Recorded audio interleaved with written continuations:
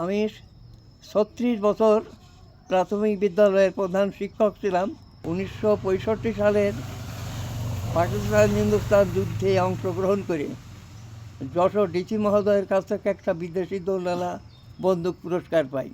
১৯৭১ সালের সশস্ত্র মুক্তিযোদ্ধা ছিলাম শ্রীপুর বাহিনীর, এবং আমি আনসার কমান্ডার ছিলাম। আমি মোল্লা বতিয়ার রহমান, পিতা মৃত মোল্লা মুজিবুর রহমান, গ্রাম কাজলি, উপজেলা শ্রীপুর, জেলা মাগুরা। আমি ৩৬ বছর প্রাথমিক বিদ্যালয়ের প্রধান শিক্ষক ছিলাম, ছাত্র নেতা ছিলাম, শিক্ষক নেতা ছিলাম, উপজেলা শিক্ষক সমিতির সেক্রেটারি ছিলাম, সভাপতি ছিলাম, এবং এখনও মোটামুটি নেতৃস্থানীয় লোকজনের সঙ্গেই চলাফেরা করি। ১৯৮৭ সালে আমি শ্রীপুর উপজেলার শ্রেষ্ঠ হেডমাস্টার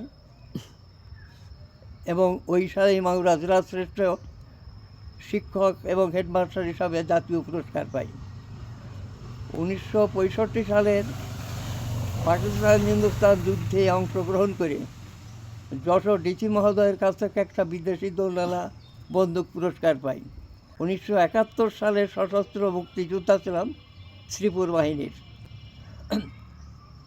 বিভিন্ন জায়গায় যুদ্ধ করেছি, এবং মাগুরার থেকে প্রথম আকবর চেয়ারম্যান সাহেব, নবুয়াত সাহেব, রহিমদ্দার সাহেব, আমাদের কাজলির, আমাদের মোল্লা গোষ্ঠীর তিনজন, নুরুল মোল্লা, আমি, সিরাজ দারোগা, মাগুরার থেকে রাইফেল এবং ওয়্যারলেস গুলিগুলা নিয়ে আসি।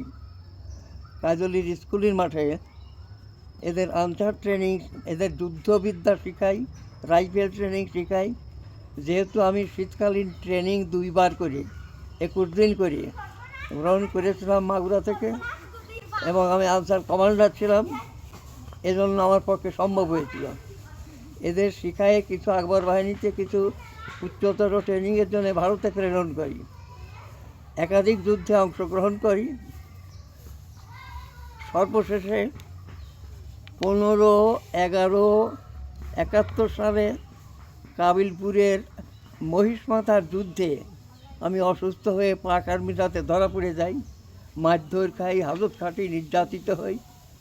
তাই আজ আপনাদের সঙ্গে আমার দেখা হচ্ছে।